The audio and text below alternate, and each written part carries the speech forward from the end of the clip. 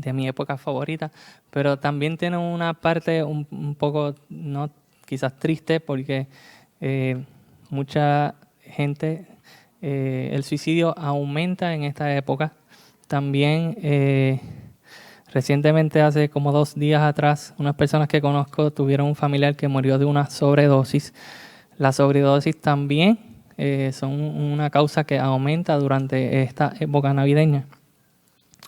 Y la Navidad para nosotros puede ser muy colorida, muchas luces, muchos arbolitos, muchos colores, muchos regalos. No necesariamente para mucha gente es así. Pero con ese, ¿verdad?, pequeño preámbulo que obviamente vamos a darle a Navidad porque estamos en Navidad, quisiera hacer como en las películas, darle una pequeña introduccióncita y ahora ir a... Por si acaso alguien no lo sabe, esa es mi mamá. Así que... Bien, cuando yo era chiquito así, que me sentaba detrás de esa columna por allí, recuerdo que siempre que se hacía la oración del salvo, ¿no?, para que fuéramos salvos, para que fuéramos rescatados, para que el Señor nos aceptara en su reino, yo lo hacía todo el tiempo, y recuerdo todavía cuando Andrés hacía el conteo aquel de 10, 9, 8, a mí me temblaban las piernas, las rodillas, las costillas y el corazón y todo, porque uno quiere, ¿no?, entrar al cielo, uno quiere llegar allá.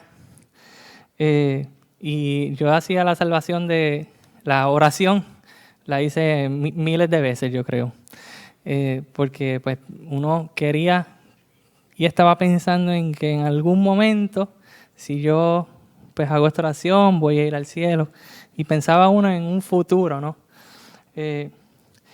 Pero a lo largo de los años he ido aprendiendo que no solamente tenemos que estar pensando en el futuro y en el cielo que nos espera, sino que tenemos que establecer el cielo aquí en la tierra. Entonces eso nos lleva, en vez de entrar al cielo solamente y pensar que queremos entrar al cielo, a participar del cielo. Esa es la próxima slide.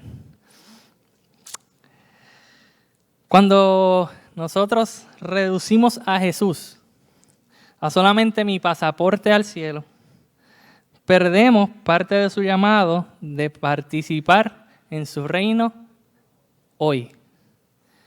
Vemos nuestra salvación en el futuro y no en el hoy. Entonces nos volvemos creyentes, pero no necesariamente participantes. Yo tengo muchos conocidos, amigos, que tú le preguntas, sí, yo creo en Dios, sí, claro que sí, pero no necesariamente participan del reino de Dios. Y nosotros estamos llamados, además de ser creyentes, a ser participantes activos en ese reino. Los creyentes del primer siglo entendieron algo que quizás a nosotros fácilmente y a veces intencionalmente olvidamos. Y es que con el nacimiento de Jesús nació un rey. Un rey, puedes pasar los slides bastante para adelante. Un rey, nació un rey que establece un nuevo reino, que es distinto a todos los demás reinos. Un reino que al ser humano le parece al revés. Un reino que pone siempre al otro primero, que nos reta a amar radicalmente.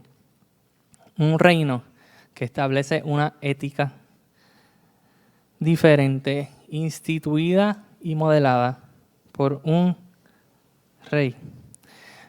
Y aquí encontramos un factor súper interesante, sobre todo cuando leemos la historia de la iglesia del primer siglo, y es que esta gente que estuvo ahí, que caminó con Jesús, que vivió con Jesús y que luego de los años siguió dando la buena noticia, de este nuevo reino son en parte responsables de que hoy, 26 de diciembre del 2021, todavía estemos celebrando y experimentando lo que es la Navidad. Dice la historia en el libro de Lucas, capítulo 1, versículo 2. En esos días, Augusto, el emperador de Roma, decretó que se hiciera un censo en todo el imperio romano. Cuando pensamos en el censo, yo por lo menos yo, que hace poco, ¿verdad? Estaban la gente iba por las casas con la bolsita y te daban los papelitos para que tú llenaras tu información, de dónde vives y toda esa cuestión. De hecho, hasta por internet ahora uno puede llenar lo que es un censo. En esa época no era tan fácil, porque en esa época, cuando venía un censo, se le pedía a las personas que volvieran a su lugar de nacimiento, su lugar de procedencia. Entonces, ¿qué pasaba? Se volvía un tapón grande en la autopista, porque estaba todo el mundo regresando a sus casas y había un desastre, ¿no? En la comunidad era un revoluto, veían la gente caminando porque aquellos están volviendo para Arecibo y aquellos van para Guadilla y aquellos van para Guada y de Rincón y de todos lados están volviendo a su lugar porque ese era el decreto de Augusto. Entonces, en ese primeros días del nacimiento de Jesús, no existía la Navidad como la conocemos hoy día, que es bien bonita y que hay muchas lucecitas y se dan muchos regalos y todo eso es bonito y bueno y a mí me encanta. Pero en ese momento no existía la Navidad como la conocemos hoy día. Existía otra cosa, existía un caos. Y en medio de ese caos nació un rey. No solamente un niño, una figurita, un bebé. No solamente un salvador, sino un rey. No solo una figura religiosa como hemos querido dejar a Jesús como figura religiosa solamente. Nació un rey. De hecho, el ángel hace el inusual anuncio del nacimiento de Jesús a María y le dice que su reino no tendrá fin. Hemos reducido a Jesús a solo una figura religiosa. Pero este no era el caso en el primer siglo. La gente vio cosas maravillosas que incluso no se pudieron dejar todas escritas en la Biblia. La gente experimentó una gloria que nosotros solo podemos imaginarnos. Imagínense si nosotros sentimos la gloria de Dios y ocurren milagros y cosas. Imagínense estar ahí en la misma presencia del Señor. Debió ser una experiencia maravillosa.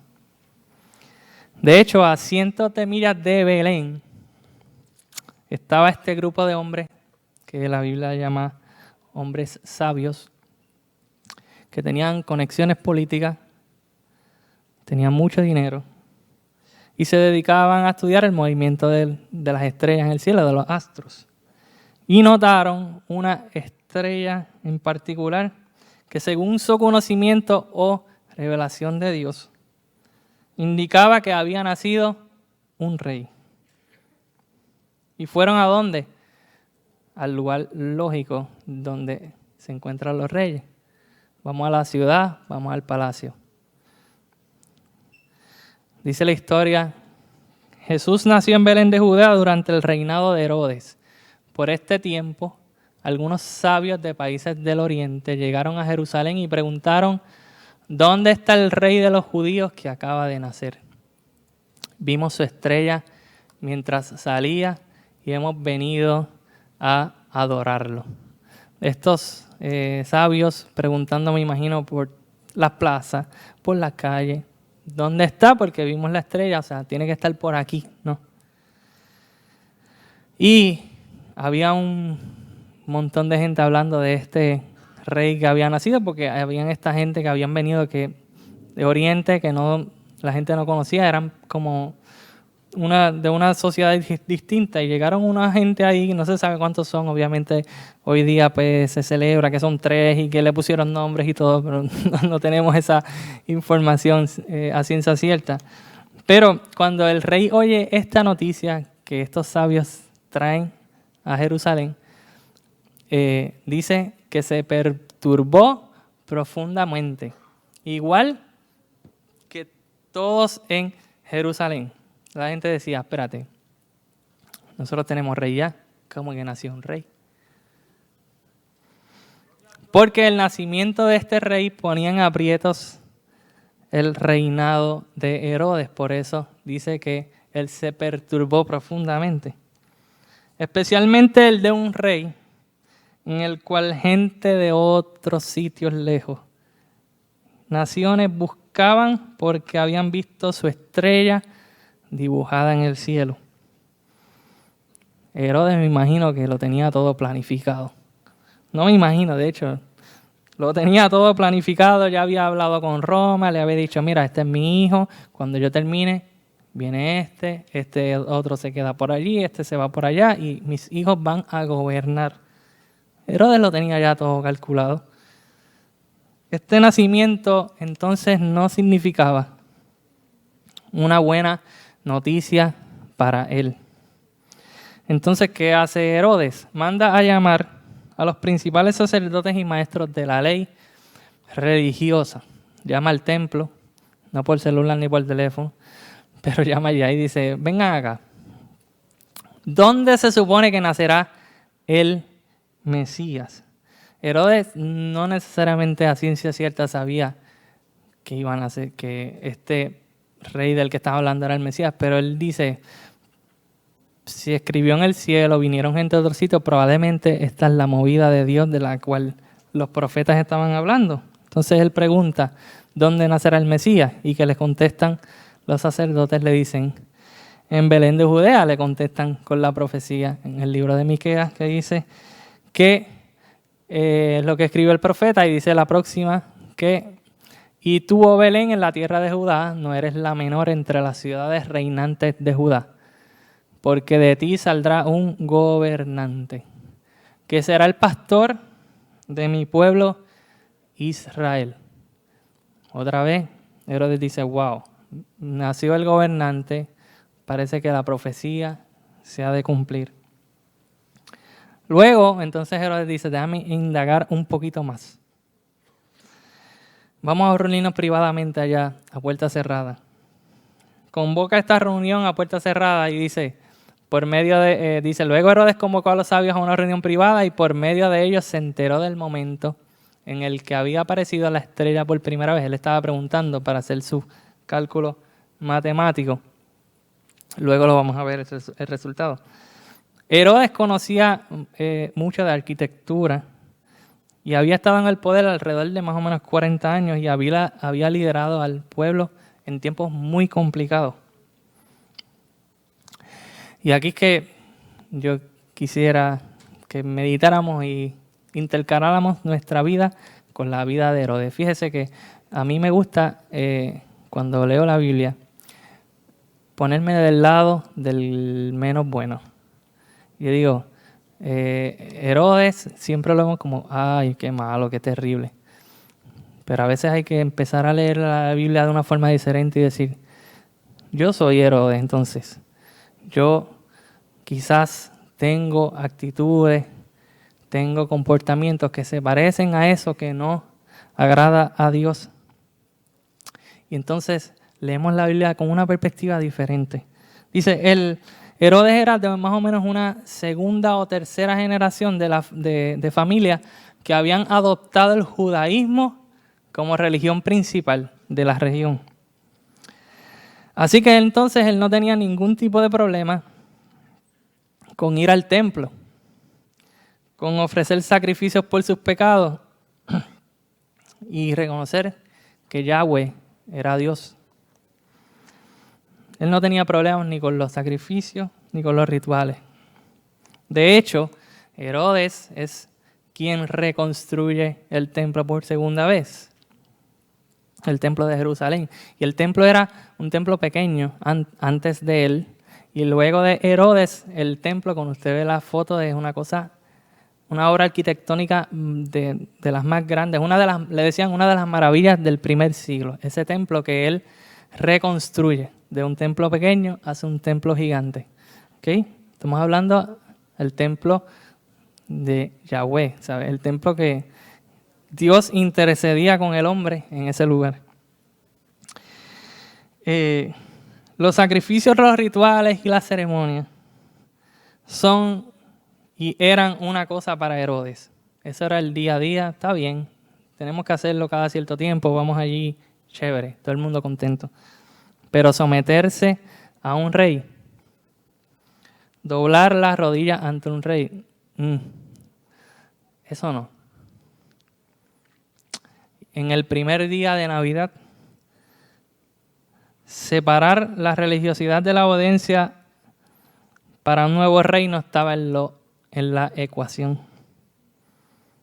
Y aquí es donde nosotros, usted y yo, y todos los seres humanos se pueden encontrar. Mientras la religión sea religión y el cielo está allá y Dios está por allá y yo esté por acá, yo vivo mi vida a mi manera. Voy a la iglesia, diezmo, oro, canto, pero que Dios no me mande a hacer cosas que yo no quiero hacer. De hecho, recuerdo cuando Dios instituía que se hiciera el sacrificio para que se comiera el animal, Dios decía que había que comérselo como completo, hasta las entrañas. ¿Te guste o no te guste? La palabra de Dios hay que comérsela completa. Los textos que me gustan y los que no me gustan. Porque la devoción honesta al reino de Dios cuesta y cuesta mucho. Habrán oído que se dijo en los pasados, ojo por ojo, diente por diente, mas yo te digo que al que te hiera en una mejilla, preséntale también la otra. Al que te quite la capa, ni aun la túnica le niegues. A cualquiera que te pida, dale. Y al que tome lo que es tuyo, no pidas que te lo devuelva. Y como queréis que hagan los hombres con vosotros, así también haced vosotros con ellos. Yo me mido con este texto y me quedo corto. La Navidad es un espejo en el que me miro y me encuentro falto. Es un espejo en que me vuelo y digo, estoy apestoso por aquí, por esta área. Sigue la historia y dice, entonces les dijo, vayan a Belén y busquen al niño con esmero. Cuando lo encuentren, vuelvan y díganme dónde está para que yo también vaya y lo adore.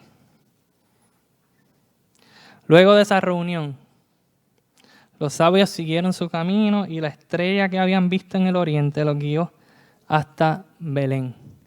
Iba delante de ellos y se detuvo sobre el lugar donde estaba el niño. Cuando vieron la estrella, se llenaron de alegría. Entraron en la casa y vieron al niño con su madre María. Y se inclinaron.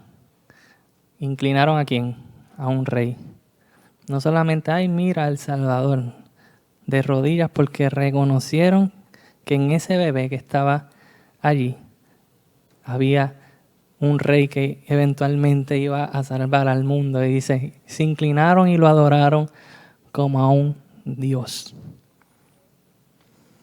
Porque Dios se hizo carne para habitar entre todos nosotros y para demostrar y revelar cómo es Dios.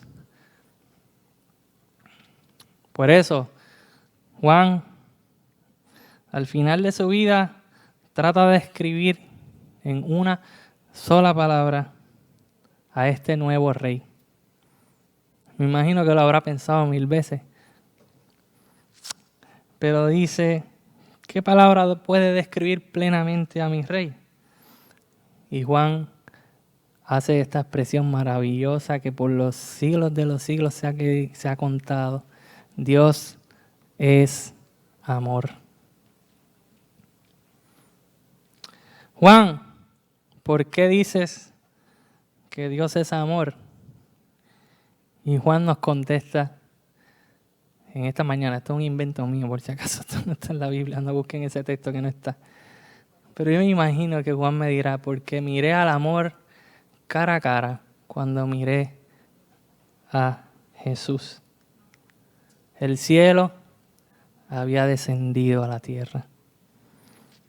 Vino el Rey de Reyes que invirtió el orden de las cosas. Todo sobre este reino era al revés. Un reino que ya no aceptaba como se aceptaba antes en la ley. Que se amara a tu prójimo y odiaras a tus enemigos. Ya en este reino eso no era una opción. Que nos ordenó a orar por los que nos persiguen. Porque es con esa forma de vivir que nos pareceríamos al Padre y seríamos no solamente creyentes, sino participantes del reino de Dios. En esta mañana, una buena pregunta que nos debemos hacer: ¿cuánto me parezco yo a Jesús? ¿En qué áreas necesito parecerme más a Él? Sigue la historia y dice, pero siendo avisados por revelación, en sueños, que no volviesen a Herodes, regresaron a su tierra por otro camino. Herodes entonces, cuando se vio burlado por los magos, se enojó mucho y mandó matar a todos los niños menores de 2 años que había en Belén y en todos sus alrededores, conforme al tiempo que había inquirido de los magos. O sea, él hizo su cálculo, le pregunta a los magos, ¿cuándo exactamente ustedes vieron la estrella? Hizo su cálculo y dijo, bueno, vamos a matar para asegurarme a todos los niños de 2 años hacia abajo. Uno se pregunta por qué alguien quisiera arruinar la historia de la Navidad, el Grinch, como el personaje de las películas, el monstruito verde. ¿Por qué alguien quisiera arruinar la historia de la Navidad? Porque la Navidad, además de lucecitas, de colores y de regalos, representa el nacimiento de un rey que está por encima de todos los reinados. Y siempre el reino de Dios estará en conflicto con el reino de los hombres.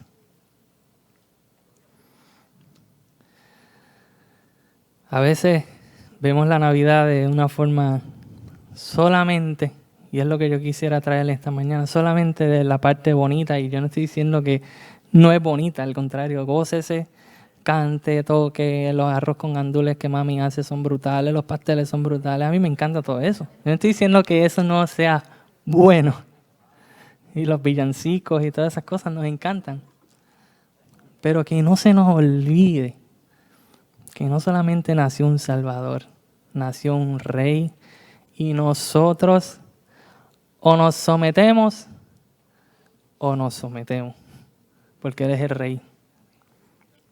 A veces cantamos Noche de Paz, ¿cómo era? Noche de paz, noche de amor. Y lo menos que en ese momento había, probablemente era paz en medio del tumulto y del caos en el que Cristo aparece en esta tierra. Dios escoge siempre los escenarios más complicados para hacer sus milagros más grandes. Qué bonito es eso. Aquella noche la irrumpieron los gritos desgarrados de una mujer en parto. Esos quejidos, la fuerza de cada lamento, las venas brotadas en cada pujo. El nacimiento del que habría de salvarnos fue una danza de escenas que imprimen cosas que poco tienen que ver con la paz a la que solemos referirnos cuando recordamos las escenas del nacimiento, decoradas con muñequitos y con las lucecitas de colores. ¿Qué paz hay en un padre que no encuentra un lugar para descansar con su mujer embarazada, luego de llegar de un trayecto largo en un camino inseguro? ¿Qué paz hay en el mal olor de un pesebre lleno de animales? ¿O en que se trama una persecución política en contra de los nuevos nacidos? ¿Cuál es la paz de una huida a otra tierra por miedo a la muerte?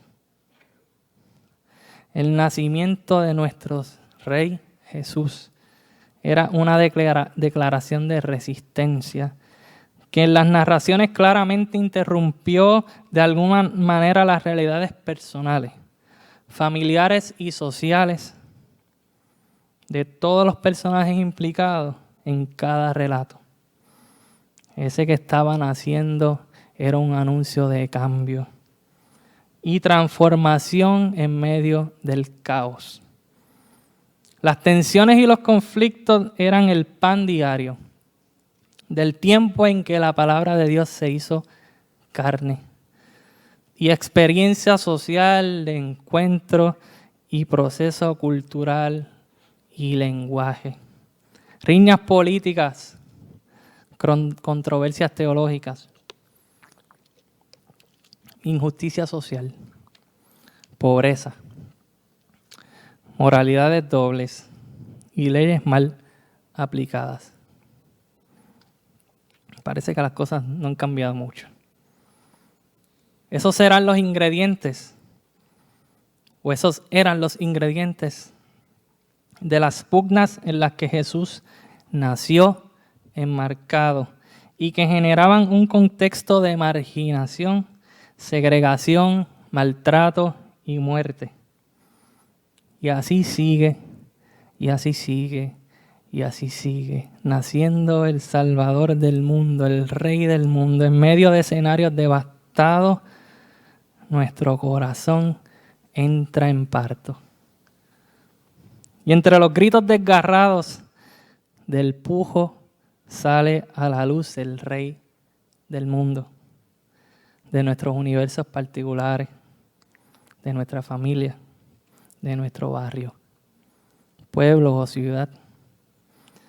Puerto Rico y el mundo entero necesitan que Jesús nazca en los escenarios más crueles de la violencia, en el discurso radicalizado de la religión, en las diferencias políticas de nuestro pueblo. Necesitamos que Jesús nazca.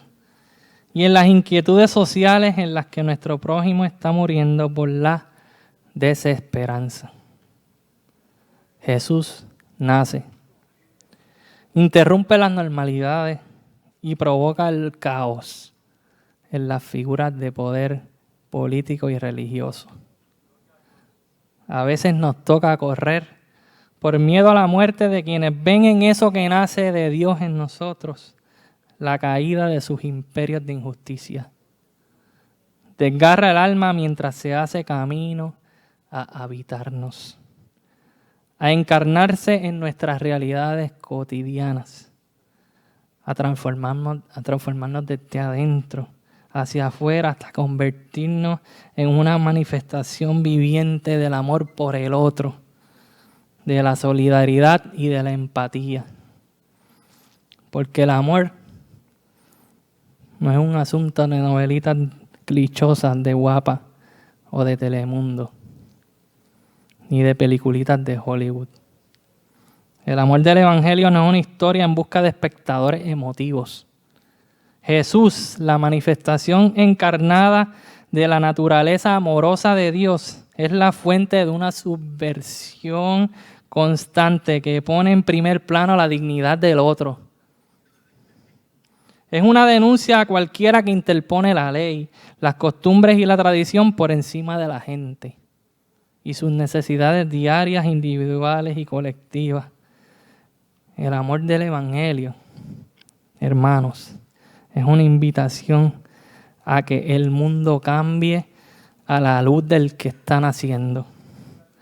Un Jesús que renunció a su normalidad laboral y familiar para convertirse en un itinerante predicador de la esperanza, que se pone del lado de los pecadores y los pobres endeudados, de las prostitutas, de los recolectores de impuestos, de los enfermos que nadie podía tocar, de la mujer adúltera.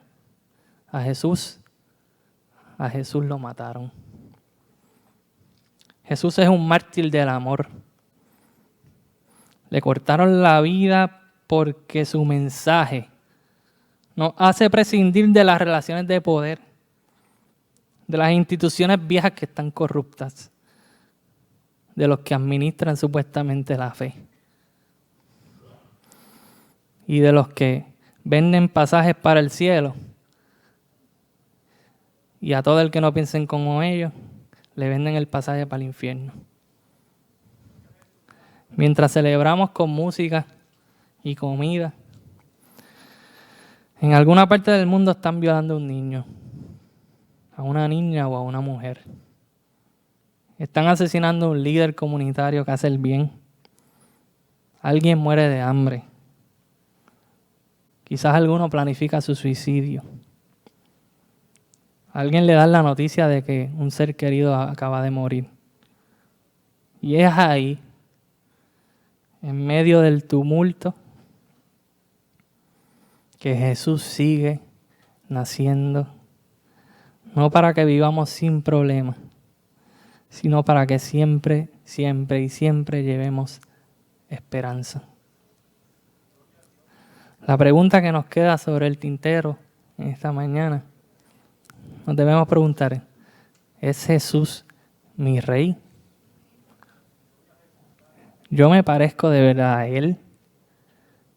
¿Estoy como creyente y como participante de este reino promoviendo esos valores que Él promovió hasta la muerte? Esa es la pregunta que debemos hacernos esta mañana. Si Jesús es nuestro Rey, en esta mañana hay una oportunidad.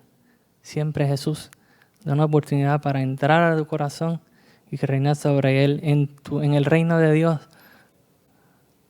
nunca se pierde. Decía, no recuerdo si era un sacerdote, decía, tranquilos que Jesús no quita nada, Él lo da todo. Pongámonos de pie y hagamos una oración. Y digámosle a Dios honestamente, Señor, quizás no me parezco a ti en todo, quizás necesito que en algunas áreas de mi vida y de mi corazón tú reines. Yo me pongo primero en la fila, como hacía Pablo. El primero de los pecadores, ese soy yo. Así que yo me pongo primero en la fila, que necesito que Jesús reine en ciertas áreas de mi vida que quizás todavía yo no he permitido o que me cuesta más permitirle que Él reine. Señor amado Jesús, todos tenemos, como pasó en esa historia, un pesebre, quizás en nuestro corazón, quizás desde el más grande hasta el más chiquito. Tenemos un pequeño pesebre por ahí escondido en el corazón que no queremos que nadie se entere, que no queremos que nadie descubra. Pero allí hay mal olor. Quizás en ese pesebre están esos animales ahí que uno no quisiera que nadie se enterara, Señor, pero tú nos enseñaste a que en medio de esa cosa que no nos parece bien a los seres humanos, tú entraste ahí y tú naciste ahí.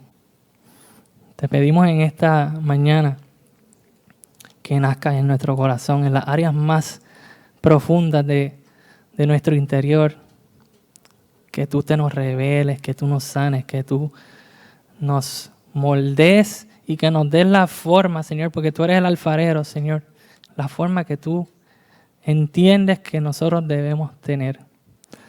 Reconozco en esta mañana que quizás como Herodes yo he sido, Señor, y nos encanta esto de la religión, venir, cantar, tocar en la iglesia, Señor, pero cuando tú nos pides y nos dices, yo soy tu rey, yo necesito que hagas esto, las partes que no me encantan, que están escritas ahí, yo necesito que, Señor, cambiar, necesito mejorar, necesito como echar afuera a ese Herodes que quizás existe dentro de cada uno de nosotros y pelear con él todos los días para que ese viejo hombre no se manifieste en nuestra vida, Señor.